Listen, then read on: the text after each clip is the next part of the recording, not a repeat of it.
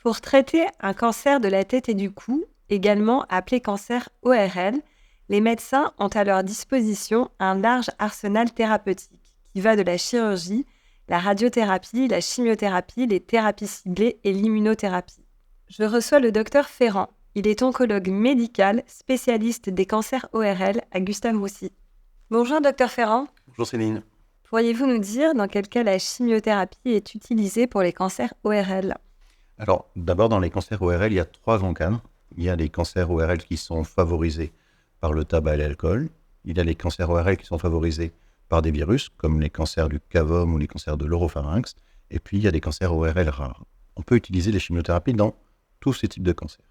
Et grosso modo, on utilise la chimiothérapie, on peut l'utiliser dans certains stades à titre soit palliatif, c'est-à-dire quand on veut essayer de maintenir l'état d'une maladie avec une qualité de vie acceptable, ou dans un cadre curatif, ce qu'on appelle les traitements adjuvants ou néadjuvants, pour améliorer les résultats de probabilité de guérison ou pour en diminuer les toxicités au long cours.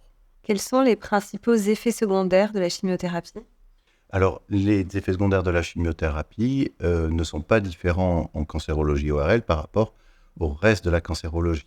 Grosso modo, là encore, on peut résumer les choses avec soit des toxicités hématologiques, c'est-à-dire des pertes de lignées sanguines et donc des risques d'infection, d'anémie, de transfusion, des risques digestifs avec les risques de nausées, de vomissements, et puis des choses qui sont comme la perte des cheveux, la sécheresse de la peau, des difficultés sur les ongles, des toxicités multiples qu'on dit systémiques puisque les produits de chimiothérapie diffusent dans tout le corps. Comment est-ce que les patients et patientes qui nous écoutent peuvent se prémunir de ces effets secondaires ou au moins les accompagner ? Alors, les messages clés, c'est manger, bouger. Ça marche à tous les stades du cancer. L'état nutritionnel et l'activité physique favorisent l'immunité et diminuent les effets secondaires liés aux chimiothérapies. Donc ça, c'est la première chose.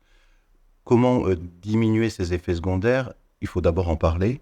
Et puis, il faut avoir une structure, c'est la structure qu'on mène à l'hôpital pour pouvoir diminuer ces effets secondaires. Je ne vais pas faire un catalogue de tous les effets secondaires, mais il y a une solution, soit pour prévenir, soit pour traiter la plupart des effets secondaires.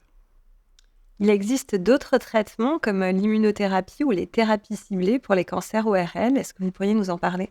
Le principe des immunothérapies, c'est d'essayer de favoriser la propre immunité du patient pour détruire lui-même les cellules cancéreuses. Les cellules cancéreuses se sont cachées du système immunitaire et le principe de ce qu'on appelle les immunothérapies, c'est de restaurer une immunité efficace. Les thérapies ciblées, le principe, c'est plutôt d'essayer au contraire des chimiothérapies qui ciblent plutôt la prolifération de manière très générale des cellules cancéreuses. Les thérapies ciblées essayent de trouver, comme leur nom l'indique, une cible sur les cellules tumorales pour essayer d'être très précis sur l'efficacité. Alors, de ce fait, il y a des toxicités spécifiques aux thérapies ciblées et une activité spécifique.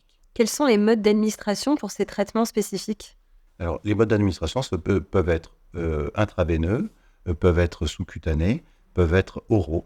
Le but, ce sont des médicaments qui diffusent de manière systémique. Le mode d'administration, c'est peut-être également le lieu où on reçoit les médicaments. Donc, quand ce sont des médicaments oraux, on peut être traité à la maison. Historiquement, toutes les chimiothérapies se faisaient à l'hôpital. Maintenant, elles se font très souvent en hôpital de jour, donc sans dormir à l'hôpital. Et souvent, encore maintenant, en hospitalisation à domicile, c'est-à-dire même à domicile avec des infirmières qui viennent pour délivrer le traitement. Est-ce que vous pouvez nous parler de l'évolution de la recherche pour les traitements des cancers ORL ? Alors, l'évolution de la recherche, elle est un peu comme dans le reste de la cancérologie, principalement vers les immunothérapies, vers des associations d'immunothérapie. Les immunothérapies, pour l'instant, en monothérapie, donc avec un seul médicament en ORL, fonctionnent chez environ un tiers des patients. Et donc, on essaye d'augmenter cette efficacité en associant plusieurs types d'immunothérapie. Il y a également tout ce qui est le champ de la vaccinothérapie, puisque je vous l'ai dit tout à l'heure, certains des cancers ORL peuvent être liés à principalement 2 virus, l'Epstein-Barr virus et le papillomavirus. Et donc la vaccinothérapie, qu'elle soit préventive ou thérapeutique, est un axe de recherche important. Et enfin, les thérapies ciblées et les anticorps conjugués, qui conjuguent une chimiothérapie et un anticorps, donc une thérapie ciblée. Et l'association de tout ça sont tous les champs de recherche dans lesquels on arrive à avancer très favorablement. Docteur Ferrand, vous consacrez aussi du temps à la recherche et vous vous intéressez particulièrement à l'autotoxicité. Est-ce que vous pouvez nous en parler ?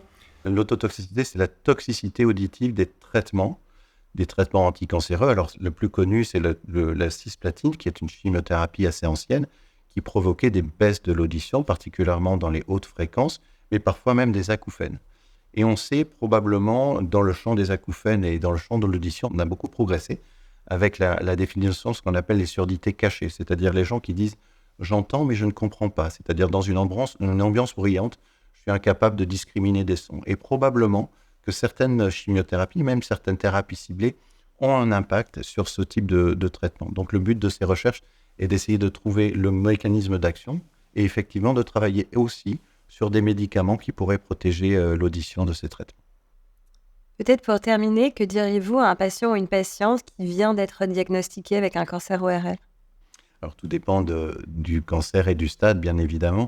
Ce patient ou cette patiente, je lui dirais que la recherche avance énormément, qu'il ne faut pas qu'il reste sur des idées préconçues et qu'il aille chercher l'information n'importe où sur Internet, mais c'est valable pour beaucoup d'autres champs que la médecine, et qu'à partir du moment où on dialogue, on peut avoir des informations de bonne qualité. Le but, même quand les maladies sont dans un stade très grave, c'est d'essayer d'améliorer la qualité de vie, et on y arrive maintenant avec des capacités à la fois de recherche et d'organisation qui ont changé beaucoup les choses.